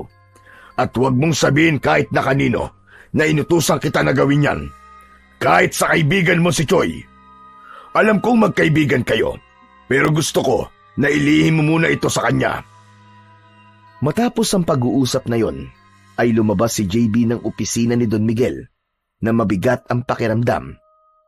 Pakiramdam niya kasi sa dami ng iniisip niya ay tila mawawala na siya sa kanyang katinuan. Pagkalabas ni JB mula sa opisina ni Don Miguel ay agad siyang sinalubong ni Choi. Naramdaman niya na magtatanong ito sa kanya kung bakit siya kinausap ng kanilang amo at hindi nga siya nagkamali. Parin JB, anong pinag-usapan niyo ni Don Miguel? Parang ang seryoso kasi ng mukha niya nung pinatawag ka niya eh. Wala naman pare. May pinapagawa lang siya sa akin. Diyos ko, akala ko naman kung ano na. Pero yung kinikwento mo kanina pare, ituloy mo na. Ano ba talaga nangyari sa'yo kagabi? Umiling si JB at nagpanggap na masama ang pakiramdam. Sa ibang araw na lang parin Choi. Medyo sumasakit ang ulo ko sa dami ng iniisip ko eh. Ikaw naman pabiting ka pa eh. Pero sige, basta pag okay ka na ha, kwento mo sa akin ha. Tumango si JB at iniwan si Choi. Dumiretso siya sa banyo ng sakahan at nang maisarado niya ang pinto, ay inilabas niya sa kanyang bulsa ang itim na bato mula sa bulalakaw. Nang nasa palad na ni JB ang itim na bato, ay agad niyang naramdaman ang kakaibang init na nagmumula roon. Para bang dumadaloy sa buong katawan niya ang lakas na nagmumula sa bato. Napalunok siya. Hindi niya alam kung ano yon, pero isang bagay ang sigurado siya. Hindi yun isang ordinaryong bato lamang. Ibinalik ni JB ang bato sa bulsa ng kanyang pantalon at nagdesisyon siya na kahit hindi siya sigurado kung ano ang batong yon, ay nagpasya na siya na itago yon. Kinagabihan, nagising si JB sa malakas na sigawan mula sa labas. Napabalikwas siya ng pagkakahiga sa nakalatag na banig sa sala ng bahay ni Choi at nakiramdam siya sa paligid. Bumaha ang kaba sa dibdib niya nang isang babae ang sumigaw at sinabing merong aswang. Hindi na nag-isip si JB at tuluyan na siyang tumayo upang kunin ang itak sa kusina. Palabas na sana siya nang bigla siyang natigilan. Bigla niyang naalala ang itim na bato. Kinuha niya ang bato mula sa bulsa ng pantalon na nakasabit sa dingding at mahigpit niya yung ikinulong sa kanyang palad. Matapos yun, ay itinuloy na niya ang paglabas ng bahay ni Choi upang harapin ang aswang. May kung anong pumasok sa isip niya. Ang itim na batong nakuha niya mula sa bulalakaw. Sinundan ni JB ang sigawan hanggang sa nakita niya sa madilim na bahagi ang isang grupo ng mga tao na may dalang itak at sulo. Nasa harapan ng mga yon ang isang aswang na hawak ang isang batang lalaki na umiiyak. Pumuesto si JB sa unahan ng mga tao at nang makita niya ang itsura ng aswang ay naningkit ang kanyang mga mata. Ikaw! Ikaw nga! Ikaw ang umatake sa akin kagabi! Mabuti't naalala mo pa ako. Swerte mo lang at nakaligtas ka sa akin kagabi. Pero ngayon, hindi ka na makakatakas. Biglang itinulak ng aswang ang batang hawak nito. Napasigaw ang bata habang mabilis itong dinaluhan ng ilang kalalakihan na naroon. Galit na sumugod ang aswang kay JB. Mabilis nitong hinawakan ang braso niyang may hawak na itak, dahilan para mabitiwan niya ang itak. Sinubukan nitong kagatin ang kanyang leeg, ngunit sinuntok niya ito ng malakas sa muka. Nag-atrasa ng mga tao at nagulat sa lakas ng suntok ni JB. Muling umatake ang aswang, pero mabilis na naiwasan ni JB ang hampas ng matutulis nitong mga kuko. Sinipa niya ito sa tagiliran, dahilan para mapaluhod ito sa lupa. Sinundan niya yon ng isa pang sipa at mabilis na suntok sa sikmura, sabay hampas ng siko sa likod ng aswang. Napasigaw ang halimaw sa labis na sakit. Bumuelo si JB at pinakawala ng isang malakas na sipa na tumama naman sa dibdib ng aswang. Sa lakas ng sipa na yon ay tumilapon ng aswang sa lupa at mabilis na gumapang papalayo. Nang tumayo ito, ay nanlilisik ang mga matang tumitig sa kanya. Hindi pa tayo tapos. Sisiguraduhin ko na sa susunod na pag-aarap natin ay mapapatay na kita. Bago pa man makapagsalita si JB, ay biglang tumakbo ng mabilis ang aswang. Mabilis yun naglaho sa dilim, kaya hindi niya na yon nasundan pa. Saglit na natahimik ang paligid. Pagkatapos ay biglang nagpalakpakan ng mga tao na tila hindi makapaniwala sa nasaksihan na husay ni JB sa pakikipaglaban. Nilapitan siya ng mga tao at nagpasalamat ng mga ito sa kanya. Ayon sa nanay ng batang lalaki, kung hindi dumating si JB, ay baka kung ano na ang nangyari sa anak nito. Hindi nagtagal doon si JB. Habang naglalakad siya pabalik sa bahay ni Choi, ay inilabas niya ang itim na bato. Mataman niya yung tinignan. Palaisipan pa rin para sa kanya kung ano ang batong yon, pero sigurado na siya na doon nanggaling ang husay at lakas niya sa pakikipaglaban. Nang mapagtanto ni JB na sa itim na bato nang galing ang lakas at tapang niya, ay kumuha siya ng tali at ginawa niyang pulseras ang itim na bato upang hindi na yon mahiwalay sa kanyang katawan. Simula rin noon ay halos gabi-gabi nang umaatake ang aswang sa baryo, at dahil doon ay napuno ng takot ang mga tao. Ngunit sa bawat pag-atake ng aswang ay palaging naroon si JB upang ipagtanggol ang baryo mula sa aswang. Yun nga lang, palaging nakakatakas ang aswang, kaya hindi nagkakaroon ng pagkakataon si JB na mapatay ito. Dahil sa ginagawang yun ni JB, ay mabilis siyang nakilala. Marami ang humanga sa kanya at itinuring siyang isang matapang na bayani.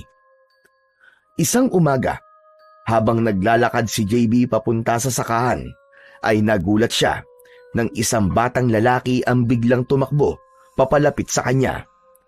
Agad niyang nakilala ang bata dahil yon ang iniligtas niya nung unang gabi na umatake ang aswang sa baryo.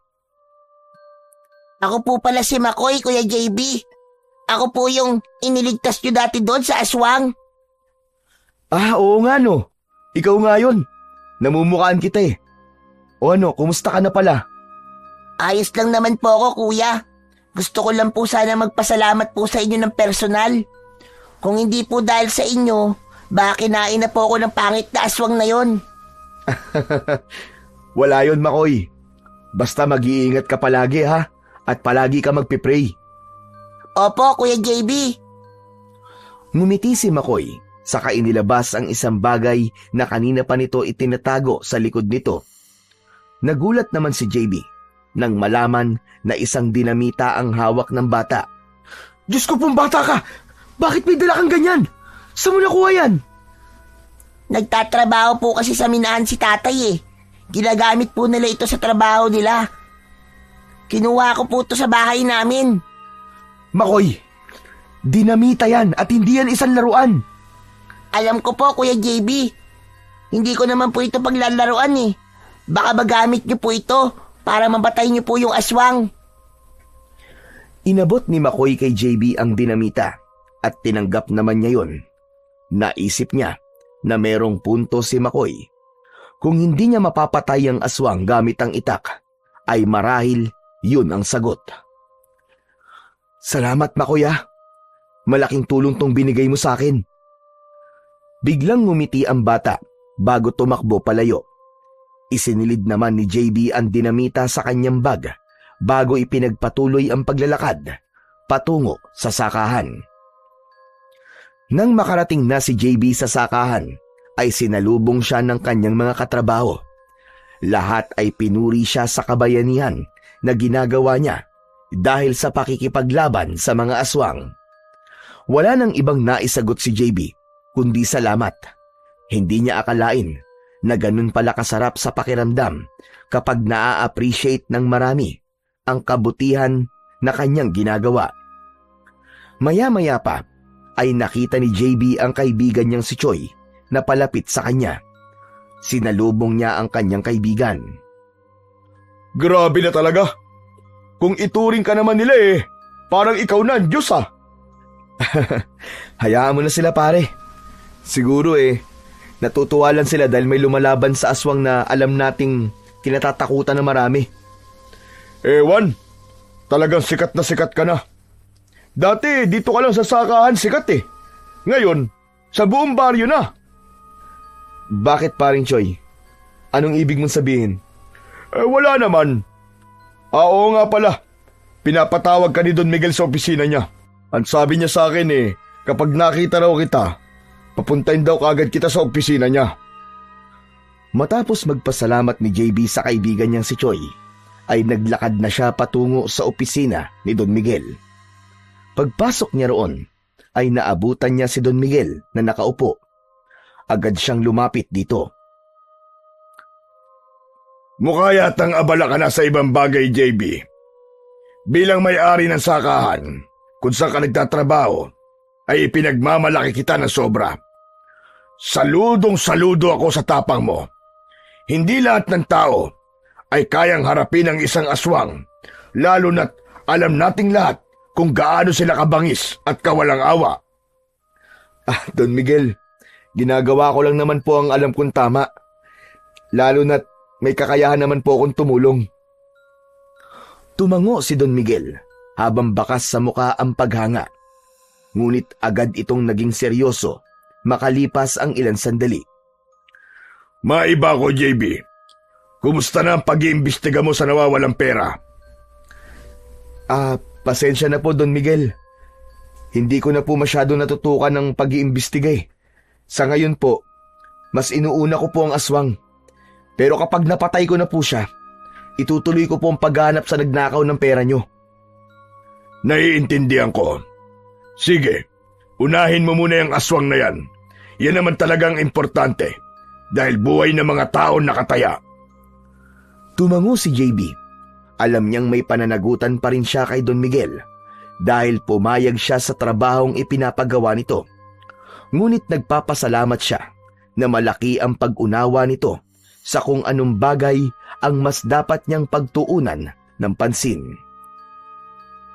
Sa mga lumipas pang mga araw, ay tuluyan nang nagbago ang buhay ni JB. Sa umaga, ay abala siyang nagtatrabaho sa sakahan ni Don Miguel. Ngunit pagsapit ng gabi, ay nag-iiba ang kanyang papel at nagiging tagapagtanggol na siya ng baryo mula sa aswang. Tuwing sasapit ang dilim, ay nagbabantay siya sa paligid habang tangan ng itak at ang itim na bato mula sa bulalakaw.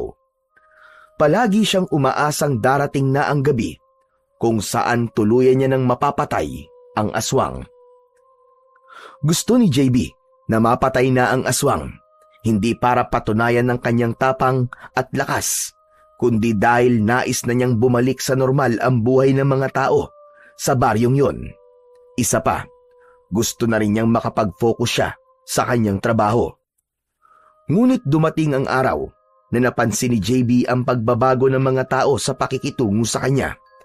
Kung dati ay masigla ang mga ito na bumabati sa kanya tuwing dumadaan siya, ngayon naman ay parang iniiwasan na siya ng mga ito.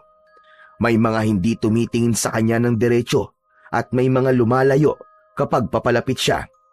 At wala siyang ideya kung bakit yun nangyayari. Hanggang isang gabi, habang naghahapunan, ay hindi na natiis ni JB na magtanong kay Choy. Paring Choy, napapansin mo ba? Parang umiiwas na sa akin ng mga tao. Alam mo ba kung bakit? Napahinto si Choy sa pagkain at hindi agad sumagot. Para bang nag-aalinlangan ito kung magsasalita ba ito o hindi. Bakit pa rin, JB? Wala ka bang alam sa kumakalat na chismis ngayon dito sa baryo? Anong chismis, paring Choy? Sa dami kasi ng ginagawa ko, wala na akong oras para sa mga ganyang bagay May kumakalat na balita na isa kang aswang. Ang sinasabi nila, ang aswang na umaatake sa baryo ay kasabwat mo para lang bumango ang pangalan mo sa mga tao. Labis na nagimbal si JB sa kanyang narinig. Ano? Alam mong hindi totoo yan, paring Choy. Kilala mo ako. Hindi ako aswang. Alam ko. Pero yun ang pinaniniwalaan ng mga tao ngayon eh. Naniniwala sila na aswang ka pare. Labis na nagtaka si JB.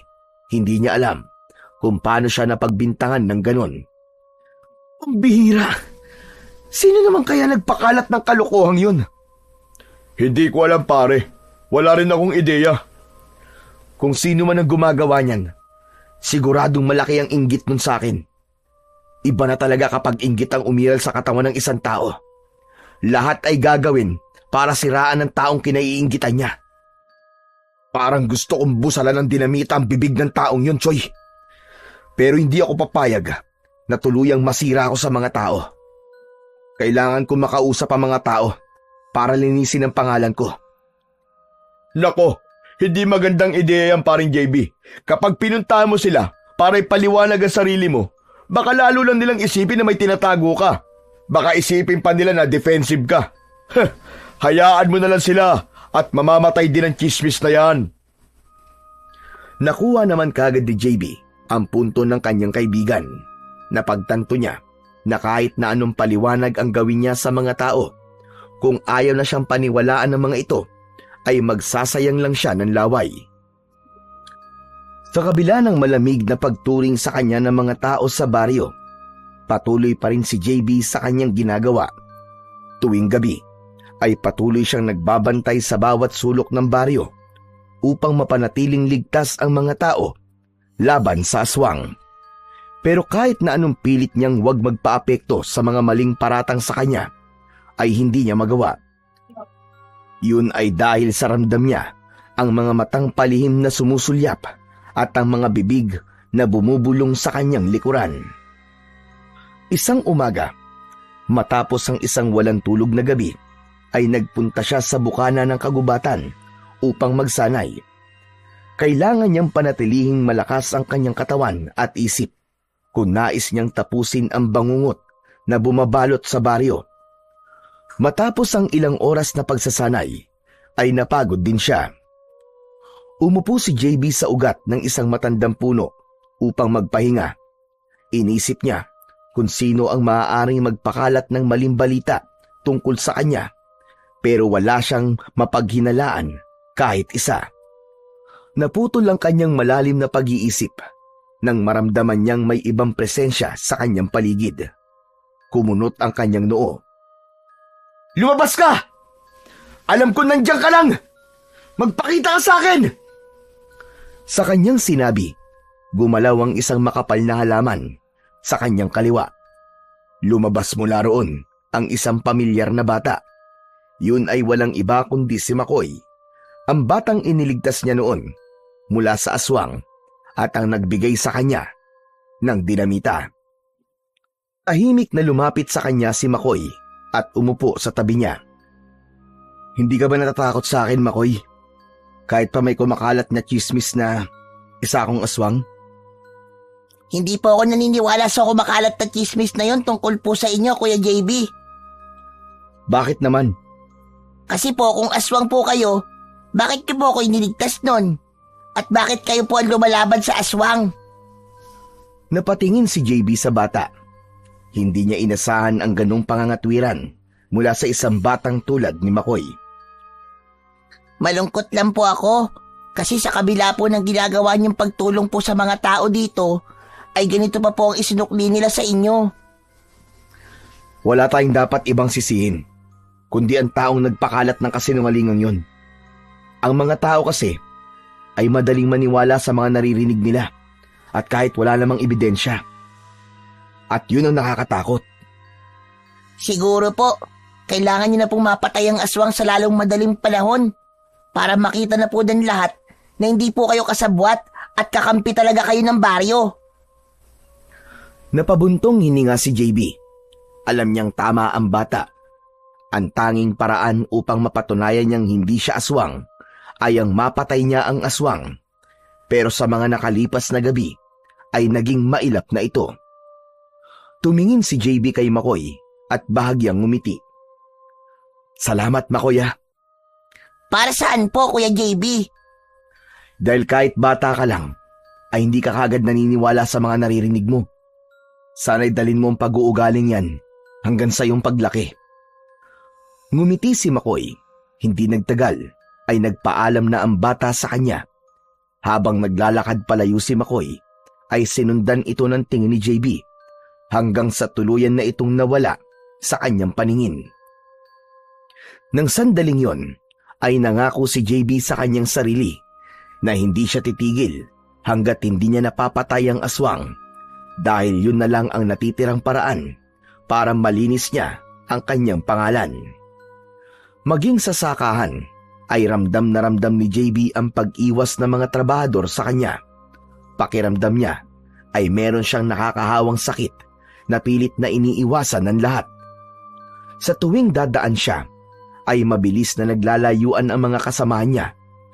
Alam niyang ang chismis ang may kagagawan nun at hindi niya maiwasan na baka kapag nagtagal ang ganung pangyayari ay maisipan ng mga tao na paalisin siya sa baryo.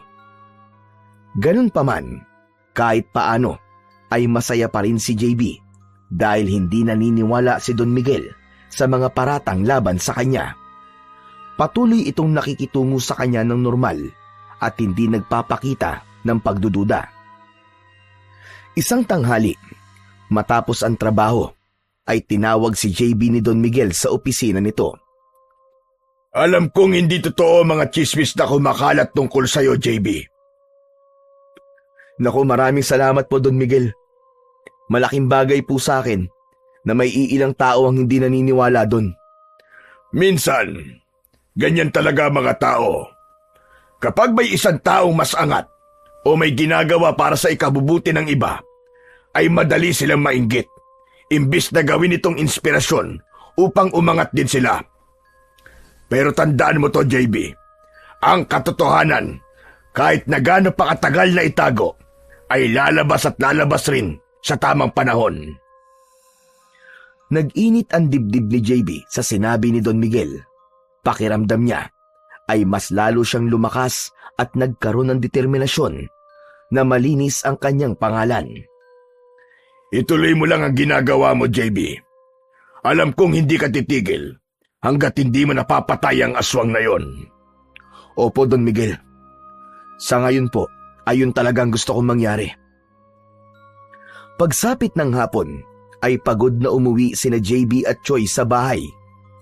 Pagdating nila roon, ay kumuha ng pera si Choi at nagpaalam kay JB. Paring JB, labas muna ako ah. May bibilin lang ako sa tindahan. Sige pare, mag-iingat ka. Pagkaalis ni Choi, ay kumuha si JB ng malinis na damit. Plano niyang maligo para maalis ang init at alikabok mula sa maghapong trabaho. Pumasok siya sa banyo at natigilan siya nang makita na wala na palang sabon doon. Napakamot siya ng ulo. Lumabas si JB ng banyo at kumuha ng pera sa kanyang pitaka, saka lumabas ng bahay upang magtungo sa tindahan. Habang naglalakad si JB papunta sa tindahan, ay ramdam niya ang mapanuring tingin ng mga tao sa kanyang paligid. Alam niyang hindi siya makakatakas sa masamang tingin ng mga ito, pero pinili niyang hindi na lang yun pansinin. Nang malapit na si JB sa tindahan, ay natanaw niya si Choi. Nakausap ang isang tindera. Sa normal na pagkakataon, tatawagin niya ito at lalapit para sabay silang umuwi. Pero may kung anong bumagabag sa kanya. Nais niyang malaman kung ano ang pinag-uusapan ng dalawa. Palihim siyang lumapit at nag-ingat siya na hindi makita ni Choi. Tahimik siyang nagtago sa gilid ng tindahan at doon ay narinig niya ang usapan ng dalawa. Alam mo, nakita ko mismo si JB nung isang gabi. Lumabas siya ng bahay, tapos sa likod mismo ng bahay ko ay naging aswang siya. At hindi lang yun, may kausap siyang isa pang aswang, yung aswang na umaatake dito sa atin. Nako, abay kung totoo yan, Choi, bakit mo pa siya kinukupkup sa bahay mo? Gusto ko nang paalisin ate, kaso natatakot ako sa kanya eh. Baka balikan ako eh. Alam mo na, baka magalit siya sa akin kapag pinaalis ko siya. Hindi niyo ba napapansin? Bakit hindi pa rin niya napapatay yung aswang kahit gabi-gabi siyang nagbabantay? Kasi naman, magkakampi sila Magkasabwat! Halos magdilim ang paningin ni JB. Hindi siya makapaniwala na kaibigan niya ang siyang sumisira sa kanya. Sigurado ko, pag nakuha na niya ang loob ng mga tao, ay madali niya na maitatago ang pagkaaswang niya. Mas madali na siya makakapatay dahil hindi na siya pagdududahan. Malas lang niya kasi nalaman mo ang totoo. Hindi niya matutuloy ang plano niya. Napakuyom ng kamao si JB.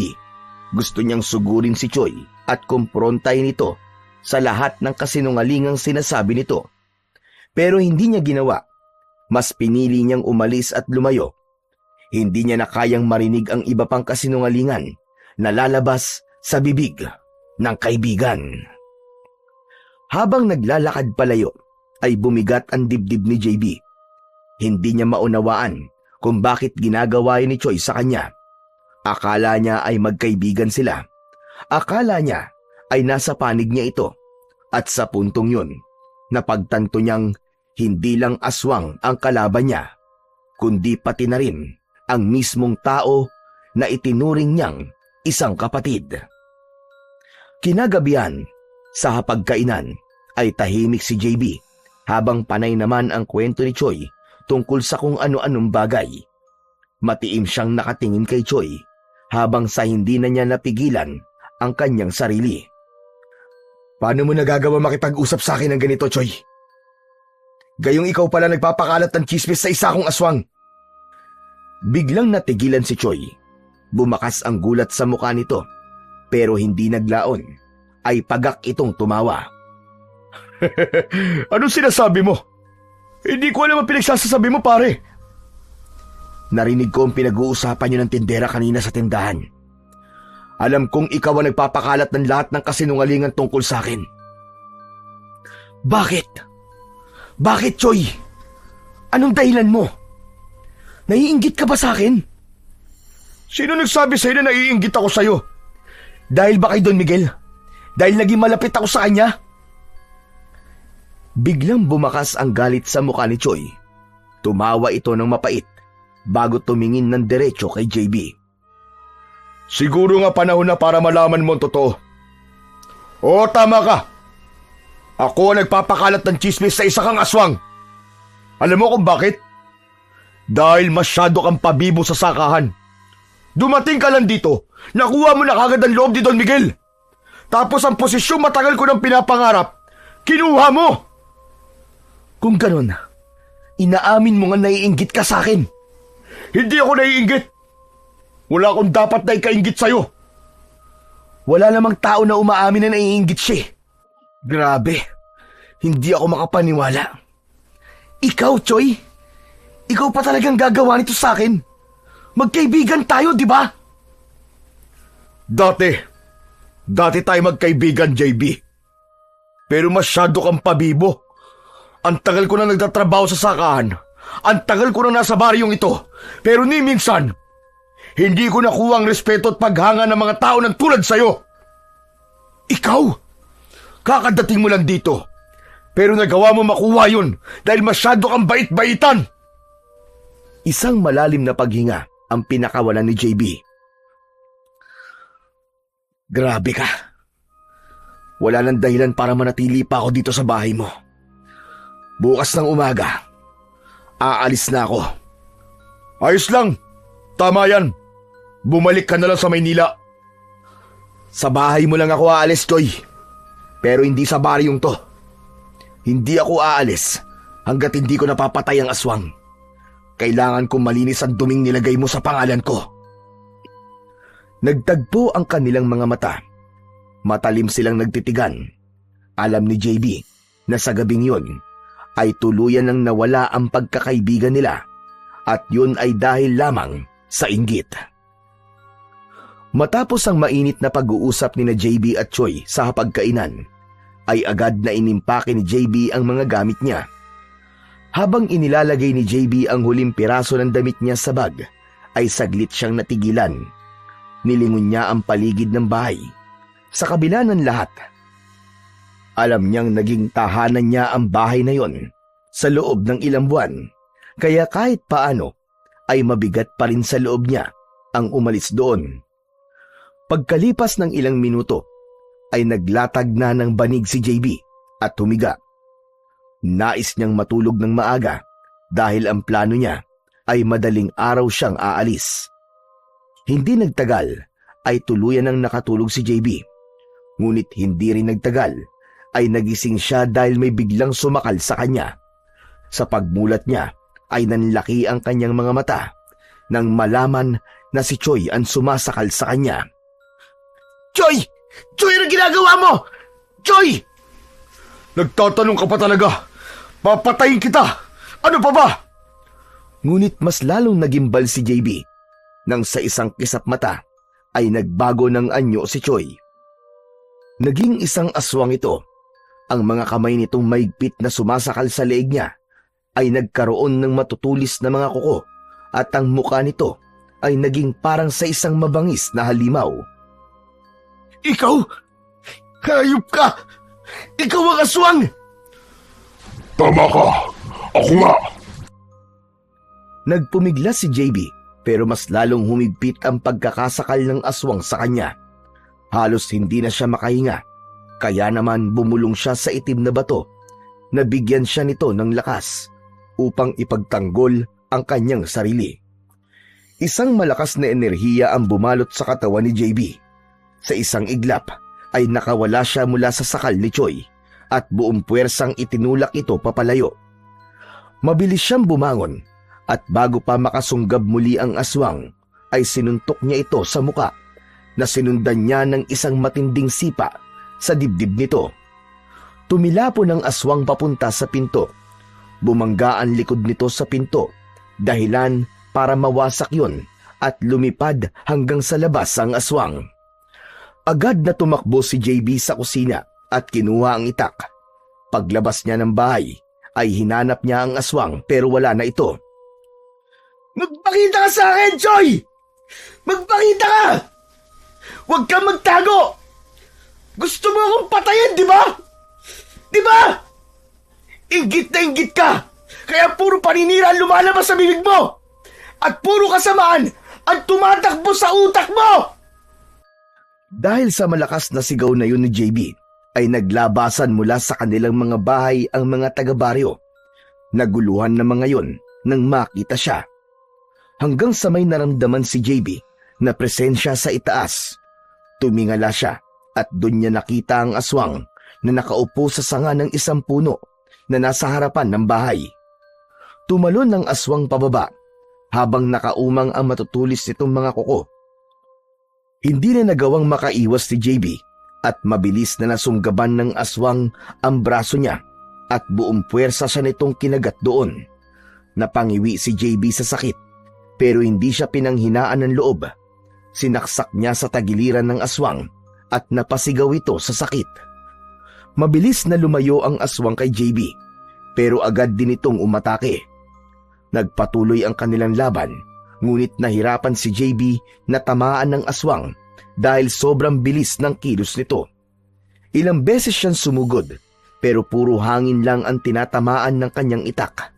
Alam niya na kahit malakas siya dahil sa itim na bato ay wala rin yung silbi kung hindi niya matatamaan ang kanyang kalaban. Ngunit sa gitna ng pakikipaglaban ni JB sa aswang ay pumasok sa isip niya ang dinamita na ibinigay sa kanya ni McCoy. Napagtanto niya na maaari niya yung gamitin upang tuluyan niya ng mapatahimik si Choi. Mabilis siyang tumakbo papalik sa loob ng bahay. Mula sa kanyang bag ay kinuha niya ang dinamita at isang lighter. Isinuksok niya sa gilid ng suot niyang shorts ang dinamita at saka siya bumalik sa labas. Sumugod ang aswang kay JB habang nakabuka ang malaki nitong bibig.